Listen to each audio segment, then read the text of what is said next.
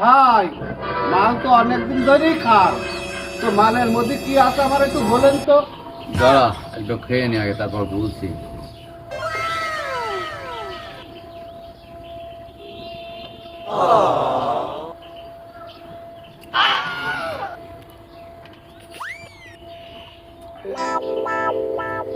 মালের মধ্যে কি আছে এটা বলতে গেলে বহুত ব্যাপার লাগবে।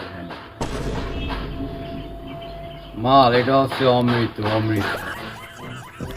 এর কাছে পৃথিবীর সব হার মেনে যাবে, বুঝছিস? মাল হচ্ছে এমন একটা ফিলিংসের ব্যাপার, এটাই সব। আবার বাবা, ভাই, আপনার এটা খাওয়া দেখে আমারও খাতে ইচ্ছা করছে, আর একটু দেন না ভাই, খাই। খাবি তো এটা?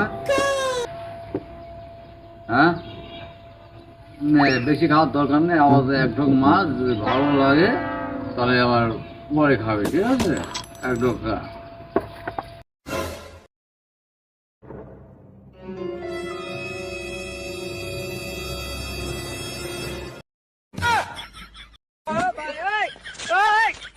রুক মাথা ঝিমঝিম।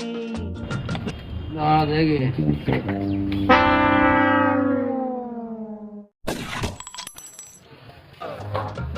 দেখো চোখে চোখে সর্ষে ফুল, সর্ষে ফুল।